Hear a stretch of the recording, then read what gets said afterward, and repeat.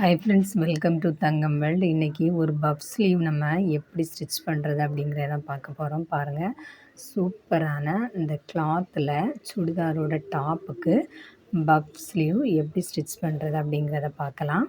ஃபஸ்ட்டில் ஒரு 3.5 இன்ச்சு அகலத்துக்கு இந்த கையோட பட்டிக்கு தேவையான அளவு துணி எடுத்திருக்கோம். இந்த கையோட அளவுக்கு 3.5 இன்ச்சுக்கு எடுத்திருக்கோம். எடுத்து நீளம் 15 இன்ச்சு நீளத்துக்கு எடுத்திருக்கோம். அகலம் 3.5 இன்ச்சு எடுத்து நம்ம உள்பகுதியில் வைக்கக்கூடிய இந்த லைனிங் துணி பாலிஸில் தான் எடுத்திருக்கோம்.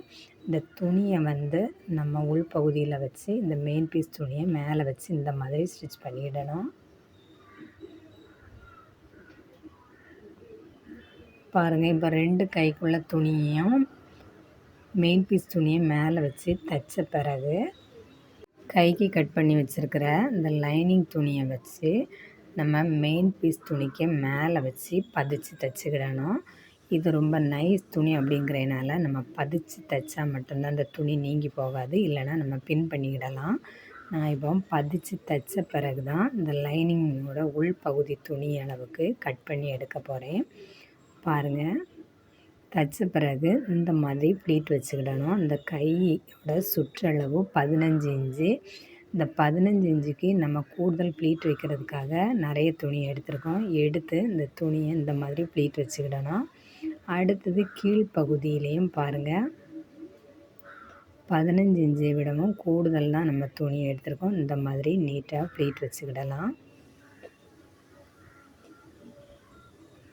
பாருங்கள், இந்த ப்ளீட்டோட அளவு 4 இன்ச்சு வரை நம்ம வைக்க வேண்டியது இல்லை. அதை விடவும் கம்மி பண்ணி வச்சா தான் அந்த பஃப் ரொம்ப பஃப்பாக நீட்டாக இருக்கும்.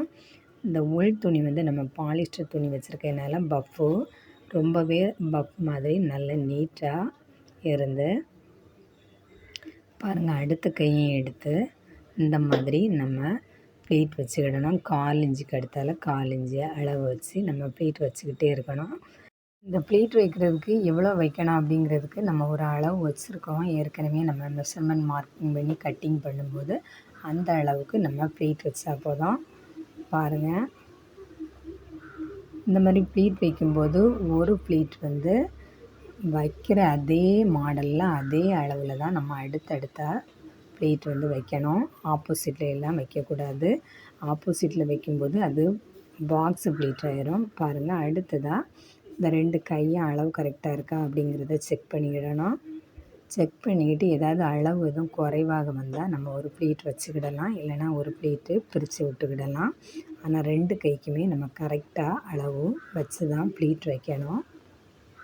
அடுத்ததாக பாருங்கள், ஏற்கனவே நம்ம ஜாயின் பண்ணி வச்சுருக்கிற இந்த 3.5 இன்ச்சு துணியை எடுத்து இந்த கையோட உள்பகுதி அந்த லைனிங் துணிக்கு மேலே வச்சு நம்ம தைச்சிட வேண்டியதான். தைக்கும்போது இந்த பட்டியோட மெயின் பீஸு இந்த லைனிங் துணிக்கு மேலே வரும்படியாக இந்த மாதிரி தைச்சி பாருங்கள், இந்த பட்டி பீஸில் திருப்பி விட்டு ஒரு அமுக்கு தையல் போட்டுக்கிடணும். அமுக்கு தையல் போட்ட பிறகு பாருங்கள், நம்ம இப்போ ஜாயின் பண்ண தையல் அவ்வளோவே உள்ளே கவர் ஆகிரும். தைச்ச பிறகு ஒரு 1.25 இன்ச்சு அளவுக்கு நம்ம நீட்டாக பெரிய மடக்கம், ஒரு 4 இன்ச்சு அளவுக்கு ஒரு சின்ன மடக்கம் மடக்கி தைச்சிக்கிட்டா போதும்.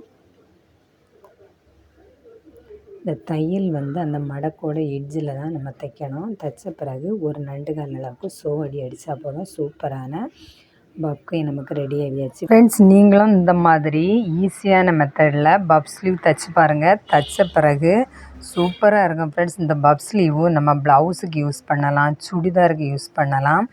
அது இல்லாமல் மாடல் டாப்ஸு, குர்த்தி எல்லாத்துக்குமே நம்ம யூஸ் பண்ணலாம். ஆனால் இது மெட்டீரியல் கிளாத்தாக எடுத்த இந்த பீஸுக்கு தான், நம்ம சுடிதார் பீஸில் தான் நம்ம இப்போ தைச்சிக்கிட்டு இருக்கோம் இந்த பஃப் ஸ்லீவு. ஃப்ரெண்ட்ஸ், நீங்கள் இந்த மாதிரி தைச்சிருக்கிறீங்களா? நம்ம தைக்கும்போது இந்த மாதிரி ஈஸியான மெத்தடில் தைச்சி பாருங்கள் ஃப்ரெண்ட்ஸ். ரொம்பவே ஈஸியாக இருக்கும் ஃப்ரெண்ட்ஸ். இது வரைக்கும் நம்ம தங்கம் வேர்ல்டு சேனலில் நிறைய வீடியோ அப்லோட் பண்ணியிருக்கோம். எல்லாமே ரொம்ப யூஸ்ஃபுல்லான வீடியோ தான். இந்த கையோட பட்டி ஜாயின் பண்ண பிறகு நம்ம ஒரு சோடி அடித்தோம். அடுத்ததாக நம்ம எந்த தையலுமே போடக்கூடாது, ஏன்னா கையோட எட்ஜு வந்துடும். இந்த கையோட எட்ஜில் நம்ம தையல் போட்டாச்சுன்னா அந்த பஃப் ஸ்லீவோட ஃபினிஷிங் வந்து நல்லா இருக்காது. பாருங்கள், இந்த மாதிரி ஒரு ஷூ அடி மட்டும் அடித்தா மட்டும் போதும், சூப்பராக இருக்கும். ஃப்ரெண்ட்ஸ், நீங்கள் இந்த மாதிரி தைச்சி பாருங்கள். நிறைய பப் ஸ்லீவ் மாடல் நம்ம தங்கமயில்டு சேனலில் போட்டிருக்கோம், அப்லோட் பண்ணியிருக்கோம் வீடியோ. நீங்கள் மறக்காமல் பாருங்கள். இந்த பப் ஸ்லீவ் எப்படி இருந்து அப்படிங்கிறதையும் கமெண்ட்ஸில் சொல்லுங்கள். இந்த வீடியோ பார்த்த அனைவருக்கும் நன்றி.